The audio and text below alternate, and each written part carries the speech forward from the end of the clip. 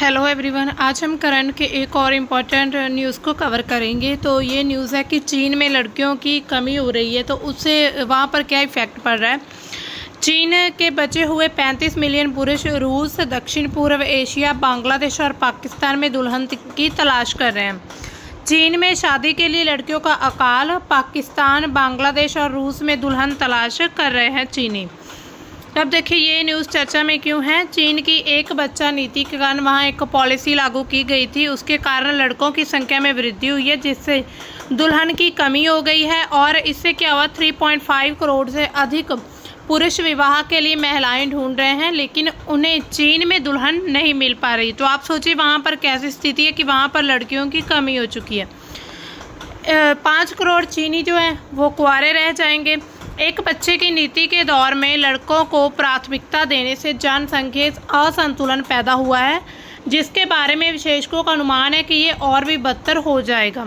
आने वाले समय में ये अनुमान लगाया जा रहा है कि महिलाओं की कमी के कारण 50 मिलियन चीनी पुरुष अविवाहित मतलब कि कुंवारे रह जाएंगे, उनकी शादी नहीं होगी। यह स्थिति चीन के लिए महत्वपूर्ण सामाजिक चुनौतियाँ पेश करती है, क्योंकि वह पिछली नीतियों के परिणामों से जूझ रहा है।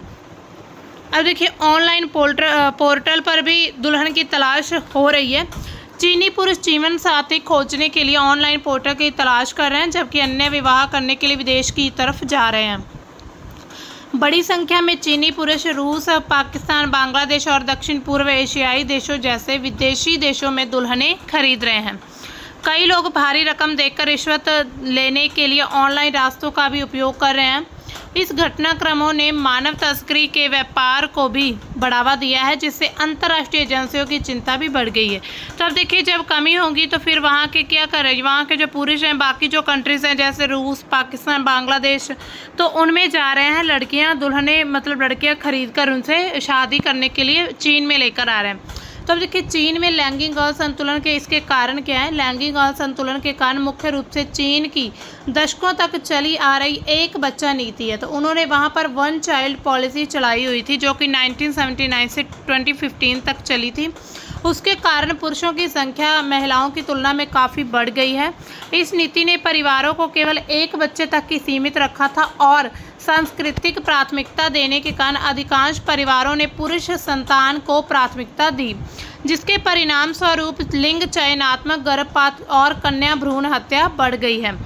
इसका नतीजा क्या हुआ, अब अगर हम प्रेजेंट की बात करें तो चीन में लगभग 3.5 करोड़ बचे हुए पुरुष हैं जो कि विवाह के लिए उपयुक्त महिला साथी नहीं ढूंढ रहे हैं। तो वहाँ पर पुरुषों जो कुंवारे पुरुष हैं जो बचे हुए उनको क्या कहा गया है, शंगान। तो वो महिला ढूंढ रहे हैं, लेकिन उन्हें महिलाएं नहीं मिल रही हैं। अब देखिए लिंग अनुपात में असमानता भी इसका एक कारण है। 2020 में चीन में जन्म के साथ लिंग अनुपात 118 पुरुष प्रति 100 महिलाएं था। मतलब 100 महिलाएं के पीछे 118 पुरुष थे, जो सामान्य वैश्विक अनुपात 105 और 100 से काफ़ी ज़्यादा थे। ये बहुत ज़्यादा अनुपात था, सेक्स रेशो। इसका सांस्कृतिक कारण क्या था कि चीन समाज में पुत्र को वंश और संपत्ति का उत्तराधिकारी माना जाता है, जिससे लिंग चयन को और ज़्यादा बढ़ावा दिया गया था।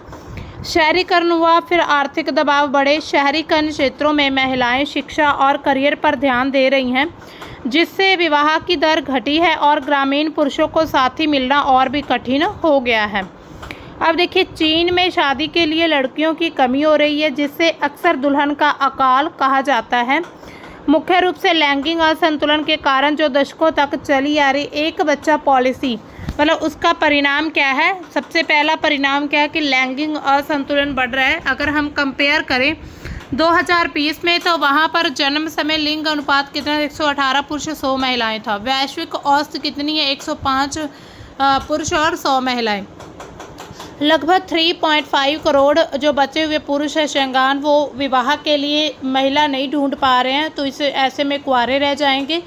ये ग्रामीण क्षेत्रों में समस्या अधिक गंभीर है, क्योंकि शहरी महिलाएं शिक्षा और करियर को प्राथमिकता दे रही हैं, जिससे विवाह दर घट रही है।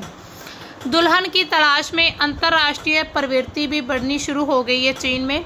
चीनी पुरुष रूस, दक्षिण पूर्व एशिया जिसमें Vietnam, Myanmar, Cambodia, Laos, Bangladesh, Pakistan में दुल्हन तलाश रहे हैं ऑनलाइन प्लेटफॉर्म्स और अंतर्राष्ट्रीय मैच मेकिंग एजेंसियां इस प्रक्रिया को और बढ़ावा दे रही हैं, लेकिन इससे मानव तस्करी की समस्या ज़्यादा बड़ी है।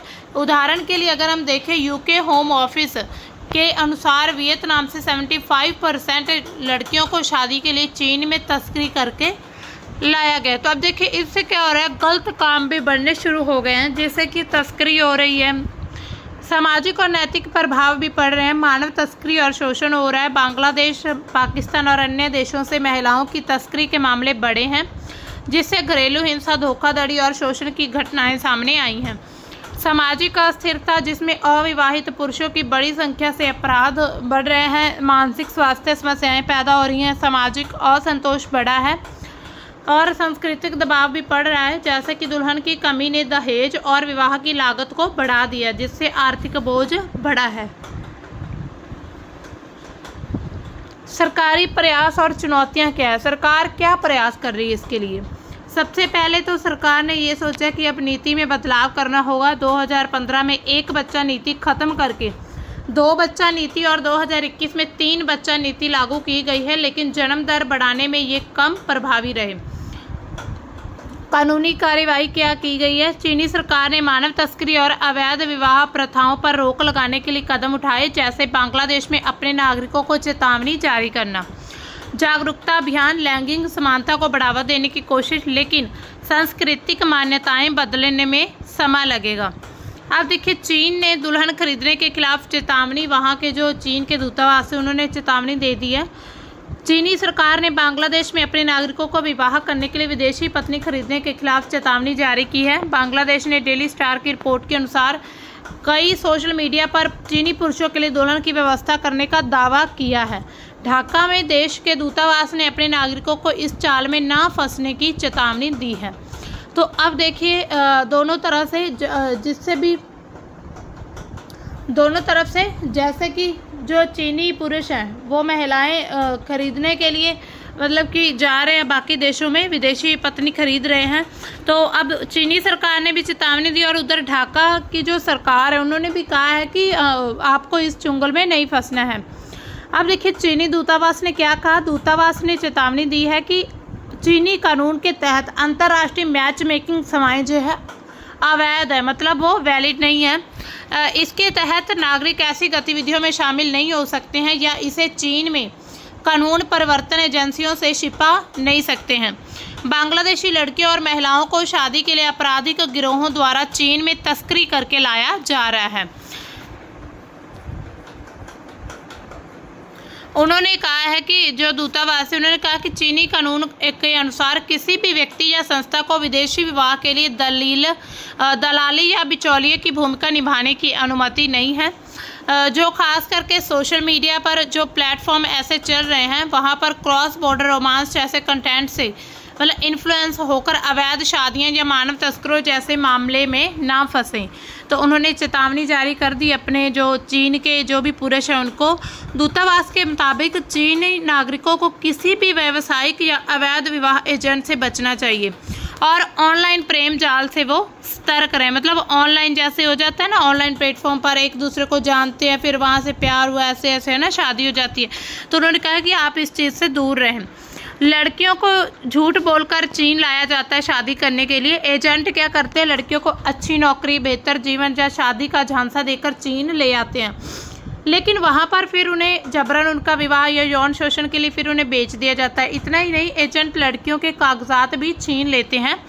ऐसे कई मामले सामने आए हैं जहां पर इन लड़कियों को चीन के किसी गांव में भेज दिया जाता है, वहां उनका यौन शोषण होता है। अगर लड़की भागने की कोशिश करती है तो पुलिस उसे गैर कानूनी प्रवासी मानकर फिर आरोपी बना देती है, क्योंकि उनके पास कागजात ही नहीं होते हैं।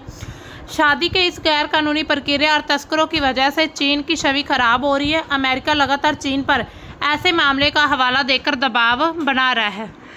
अब देखिए सोशल मीडिया पर क्या हो रहा है, चीनी नागरिक है जो उनके साथ भी ठगी हो रही है। सोशल मीडिया पर ढेरों सारे डेटिंग प्लेटफॉर्म है जहां पर दुल्हन के फर्जी विज्ञापन दिखाए जाते हैं। इसमें विदेशी में दुल्हन का वादा किया जाता है। चीनी नागरिक इन डेटिंग ऐप्स के चक्कर में फिर खूब पैसे खर्च कर देते हैं, लेकिन उन्हें पता नहीं चलता है कि ये ठगी का शिकार हो रहे हैं। चीन की एक रिपोर्ट के अनुसार उन्होंने कहा कि पिछले साल कुछ सोशल मीडिया पोस्ट्स में एक लाओस की युवा लड़की से शादी करने के लिए 2 लाख युआन यानी कि लगभग 24 लाख रुपए की मांग की गई थी। कुछ लोग इस धोखाधड़ी में फंस भी गए थे। इन मामलों पर संज्ञान लेते हुए चीन की सरकार ने नागरिकों को ऑनलाइन डेटिंग और झूठे शादी के प्रस्तावों से बचने की उन्होंने सलाह दी है। चीनी नागरिक दूसरे देश में क्या कर रहे हैं? दुल्हन तलाश रहे हैं, क्योंकि वहाँ पर तो कमी है। तो पाकिस्तान, बांग्लादेश, गरीब दक्षिण एशियाई देशों में चीनी नागरिक बड़ी तादाद में जाकर शादी रचा रहे हैं, जिसे क्रॉस बॉर्डर शादी कहा जाता है। इन देशों में चीनी युवकों को दुल्हन उपलब्ध कराने के लिए एक पूरा नेटवर्क काम करता है। मतलब पूरा एक गिरोह तरह आप समझ सकते हैं, गिरोह है जो दुल्हनें प्रदान करता है, क्योंकि इससे तस्करी हो रही है।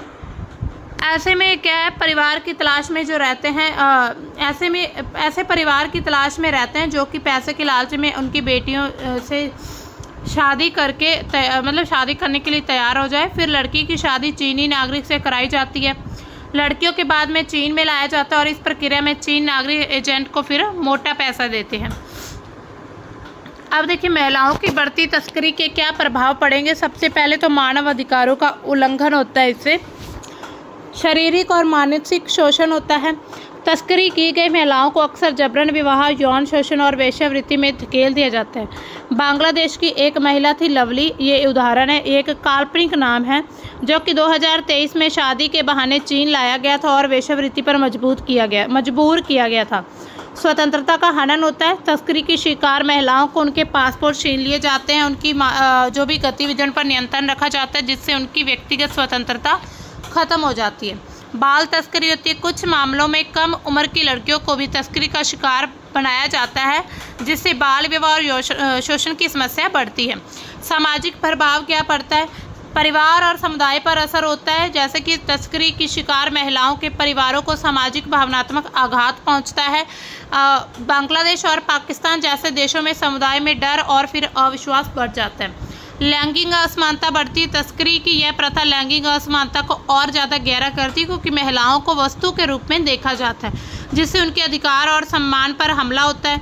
सामाजिक अस्थिरता बढ़ती है। इससे चीन में अविवाहित पुरुषों की बड़ी संख्या के कारण अपराध, मानसिक स्वास्थ्य समस्याएं और सामाजिक असंतोष बढ़ रहा है, जो कि तस्करी को और ज़्यादा बढ़ावा देता है। आर्थिक प्रभाव।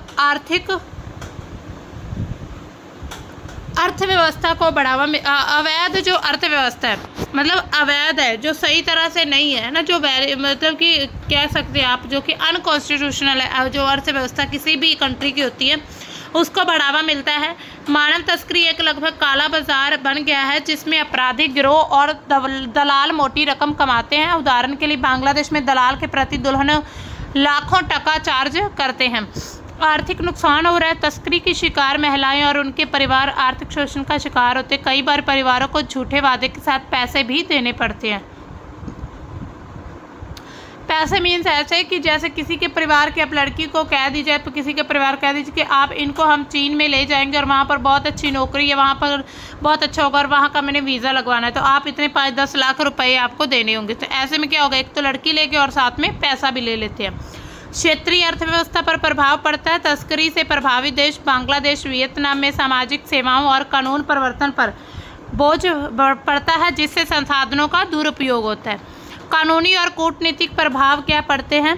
अवैध गतिविधियों में वृद्धि, जैसे कि क्रॉस बॉर्डर विवाह, घोटाले। तस्करी अवैध है। बांग्लादेश में मानव तस्करी के लिए 7 साल से आजीवन कारावास या मृत्युदंड की सजा का प्रावधान है। चीन में भी ऐसी गतिविधियां गैर कानूनी है।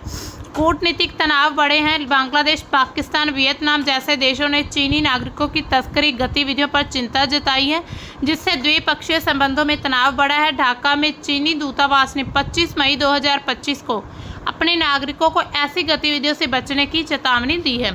कानून प्रवर्तन की चुनौतियां। अंतर्राष्ट्रीय तस्करी नेटवर्क जटिल है, जिससे जांच और कार्रवाई में कठिनाई आती है। नैतिक और सांस्कृतिक प्रभाव। महिलाओं का वस्तुकरण होता है। दुल्हन खरीदने की प्रथा महिलाओं को वस्तु के रूप में प्रस्तुत करती है, जिससे सांस्कृतिक और नैतिक मूल्यों का ह्रास होता है। सांस्कृतिक तनाव, तस्करी की गई दुल्हनों को अक्सर सांस्कृतिक और भाषाई बाधाओं का सामना करना पड़ता है, जिससे उनके लिए एक नए समाज समायोजन मुश्किल हो जाता है। जागरूकता की कमी आती है। कई समुदायों में तस्करी के जोखिमों के बारे में जानकारी का अभाव है, जिससे लोग आसानी से इन घोटालों का शिकार हो जाते हैं। स्वास्थ्य प्रभाव भी पड़ता है। मानसिक स्वास्थ्य, तस्करी की शिकार जो होती है महिलाएं अवसाद, चिंता और पोस्ट ट्रॉमेटिक स्ट्रेस डिसऑर्डर की पीड़ित हो सकती हैं। शारीरिक स्वास्थ्य, जबरन विवाह होता है, यौन शोषण से संबंधित यौन संचारित रोग जिसे STDs कहा जाते हैं और अन्य स्वास्थ्य समस्याओं का सामना करना पड़ता है और खतरा उनका बढ़ जाता है। प्रजनन व्यवस्था, अनचाहे गर्भ, असुरक्षित प्रसव की स्थिति में महिलाओं का स्वास्थ्य खतरे में पड़ सकता है। अब देखिए समाधान के कुछ प्रयास किए गए। चीनी सरकार ने चेतावनी दी है। पहले तो ढाका में चीनी दूतावास ने अपने नागरिकों को अवैध विवाह और तस्करी से बचने की सलाह दी है, साथ ही घोटाले की सूचना देने को कहा है। अंतर्राष्ट्रीय सहयोग, बांग्लादेश, वियतनाम और अन्य देश तस्करी रोकने के लिए इंटरपोल और क्षेत्रीय संगठनों के साथ सहयोग कर रहे हैं। जागरूकता अभियान, गैर सरकारी संगठन और मीडिया जैसे द बांग्लादेश का डेली स्टार है, तस्करी के खतरों के बारे में जागरूकता फैला रहे हैं। नीतिगत सुधार किए हैं कुछ। चीन में लैंगिक असंतुलन को कम करने के लिए 3 बच्चा नीति 2021 से फिर लागू की गई और इसका प्रभाव दिखने में अभी समय लगेगा। अब देखिए भारत में इसके साथ अगर हम देखें लिंग अनुपात की स्थिति क्या है, राष्ट्रीय लिंग अनुपात क्या है। नमूना पंजीकरण प्रणाली 2020 के अनुसार भारत का जो समग्र लिंग अनुपात 943 महिलाएं प्रति पुरुष 1000 पुरुष था, प्रति 1000 पुरुष था। राष्ट्रीय परिवार स्वास्थ्य सर्वेक्षण के अनुसार 2019 से 21 का डेटा है, उनके अनुसार भारत में पहली बार लिंग अनुपात 1020 महिलाएं प्रति 1000 पुरुष दर्ज किया गया, जो कि एक सकारात्मक बदलाव दर्शाता है। 2005-6 के 1000 और 2015-16 के 991 से ये बेहतर है जो 2019-21 में देखा गया था। यह आंकड़ा सामान्य जनसंख्या के लिए है। जन्म के समय लिंग अनुपात अभी भी चिंता का विषय है। जन्म के समय लिंग अनुपात क्या है? जन्म के समय लिंग अनुपात 929 लड़कियां प्रति 1000 लड़के, जो कि सामान्य जैविक अनुपात जैसे कि 950 से 970 लड़कियों के प्रति 1000 लड़के से कम है। यह लिंग चयनात्मक गर्भपात की ओर इशारा करता है और इस स्थिति में सुधार हो सकता है। बाल लिंग अनुपात 0 से 6 वर्ष के जो बच्चे होते हैं, 2011 की जनगणना में बाल लिंग अनुपात 914 था, जो कि 2001 से 927 से कम था। और जो NFHS के अनुसार यह 933 तक सुधरा था, लेकिन यह अभी भी कई राज्यों में असंतुलित दिखता है। अगर हम राज्य के तौर पर देखें, किस राज्य में लिंग अनुपात ज़्यादा है, उच्च लिंग अनुपात कहाँ पर है? केरल में है सबसे ज़्यादा। यहाँ पर मैप में भी आप जैसे केरल, तमिलनाडु, आंध्र प्रदेश, छत्तीसगढ़। केरल में 1049 महिलाएं हैं। भारत में सबसे अच्छा लिंग अनुपात है। तमिलनाडु में 995 है, आंध्र प्रदेश में 993। ये 1000 के पीछे की बात कर रहे हैं, 995 महिलाएं हैं 1000 पुरुषों के पीछे, और छत्तीसगढ़ में 991 है। इन राज्यों में सामाजिक जागरूकता, शिक्षा, बेहतर स्वास्थ्य इस सुधार के कारण है। अगर लोग एजुकेटेड होंगे तो ही जो महिलाएं हैं उनको पढ़ाया लिखाया जाएगा और फिर उन्हें इंडिपेंडेंट बनाया जाएगा। फिर उससे क्या होगा कि लड़कियों के जन्म को भी किसी को आपत्ति नहीं होगी कि लड़कियां भी हर तरह के वो काम कर सकती है जो पुरुष कर सकते हैं, क्योंकि आजकल पुरुष को प्राथमिकता दी जाती है कि पुरुष ही ये काम कर सकते हैं। तो इससे लिंग अनुपात को बढ़ावा मिलता है। अब देखिए निम्न लिंग अनुपात क्या है। हरियाणा में है सबसे कम, जो 870 महिलाएं। हालांकि 2001 के 819 से सुधार हुआ है। 2001 में 819 था, लेकिन अगर हम 2011 की जनगणना के अनुसार देखें तो 870 है। पंजाब में 904 है, फिर उत्तराखंड 908, फिर उत्तर प्रदेश में 912। इन राज्यों में क्या है, सांस्कृतिक रूप से बेटों को प्राथमिकता दी जाती है कि बेटे ही सब कुछ कर सकते हैं, और लिंग चयनात्मक गर्भपात की प्रथम प्रमुख कारण है। और जो वहाँ जो अवैध जो टेस्ट करवाए जाते हैं कि गर्भ में ही पता लगाया जाता है लड़का होगा या लड़की, तो उसको अभी हालांकि पूरे देश में अवैध करार गैर कानूनी घोषित कर दिया गया है, लेकिन फिर भी कुछ ऐसे कुछ ऐसा करप्शन चल रहा है जो ऐसे काम अभी भी लगातार बने हुए हैं। भारत में लिंग अनुपात में असंतुलन के कारण क्या है? सबसे पहले सांस्कृतिक प्राथमिकता है। बेटों को वंश और आर्थिक सुरक्षा के लिए महत्वपूर्ण माना जाता है। खास करके ग्रामीण और उत्तरी राज्यों में ऐसा माना जाता है कि बेटे ही वंश को आगे बढ़ाएंगे। लिंग चयनात्मक गर्भपात क्या अल्ट्रासाउंड तकनीक का दुरुपयोग हो रहा है। हालांकि PCPNDT अधिनियम 1994 इसे प्रतिबंधित करता है। तो देखिए एक अधिनियम बनाया गया था जो इस पर रोक लगाता है। महिलाओं की मृत्यु दर, प्रसव और स्वास्थ्य सेवा में कमी के कारण खासकर ग्रामीण क्षेत्रों में महिलाओं की मृत्यु दर बढ़ रही, जिससे लिंग अनुपात में असंतुलन बढ़ता जा रहा है। दहेज प्रथा, बेटियों को आर्थिक बोझ मानने की प्रवृत्ति माना जा रहा है कि अगर बेटी पैदा हुई तो उन्हें दहेज देना पड़ेगा, जिससे क्या होगा कि आर्थिक बोझ उन पर बढ़ जाता है और लोग क्या करते फिर अपनी बेटियों की हत्या करनी शुरू कर देते, या फिर कोई भी बेटियों का जन्म नहीं चाहता कि बेटियों का जन्म हो। लिंग असमानता के प्रभाव क्या है। सबसे पहले तो विवाह संकट, जैसे हरियाणा, पंजाब जैसे राज्य में पुरुषों को दुल्हन मिलने में कठिनाई है, जिसके कारण अंतर राज्य या अंतर जातीय विवाह बढ़ रहे हैं। सामाजिक समस्याएं, जिसमें मानव तस्करी, बाल विवाह और महिलाओं के खिलाफ हिंसा में वृद्धि हो रही है। जनसंख्या संतुलन, जिसमें दीर्घकालिक जनसंख्या स्थिरता पर प्रभाव पड़ेगा, मतलब लंबे समय तक की जो स्थिरता जनसंख्या की नहीं बन पाएगी। अब देखिए सरकार के द्वारा लिंग असमानता को कम करने के लिए क्या उपाय किए गए हैं। सबसे पहले 2015 में चलाया गया था एक अभियान, बेटी बचाओ बेटी पढ़ाओ। लड़कियों के जन्म और शिक्षा को बढ़ावा देने के लिए विशेष रूप से हरियाणा जैसे जो निम्न लिंग अनुपात वाले राज्य वहां पर चलाया गया था। PCPNDT अधिनियम लिंग निर्धारण और गर्भपात पर सख्ती लगाता है, ऐसे अधिनियम बनाया गया। जागरूकता अभियान चलाया गया, लिंग असमानता और महिलाओं के सशक्ति पर जोर दिया जाता है। और स्वास्थ्य सुधार, मातृ और शिशु स्वास्थ्य सेवाओं में निवेश। सुधार के संकेत क्या दिए। NFHS के आंकड़े दर्शाते हैं कि जागरूकता और नीतिगत हस्तक्षेप में लिंग अनुपात में सुधार हो रहा है, खास करके दक्षिण और पूर्वी राज्यों में तो जो लिंग असंतुलन है वो थोड़ा सही, मतलब अच्छा, वो लिंग असंतुलन कम होता नजर आ रहा है, लेकिन जो बाकी राज्य वहाँ पर अभी भी ऐसी स्थिति बनी हुई है। चुनौतियाँ क्या आती हैं। उत्तरी राज्य में अभी भी जन्म के समय लिंग अनुपात कम है और ग्रामीण शहरी अंतर बना हुआ है। सामाजिक चर्चा अगर हम देखें तो सोशल मीडिया पर लिंग अनुपात, लिंग चयन के मुद्दे पर बहस अभी भी चल रही है। खास करके हरियाणा, पंजाब में दुल्हन संकट को लेकर, मतलब दुल्हन के संकट अभी भारत में भी बढ़ता जा रहा है। बढ़ता क्या, भारत में बढ़ चुका है। जो पंजाब और हरियाणा का क्षेत्र है उसमें क्या है कि जो लिंग असंतुलन है उसके कारण विवाह संकट पैदा हो रहे हैं। अगर पुरुष ज़्यादा हो गए और महिलाएं नहीं होंगी तो पुरुष शादी किनसे करेंगे।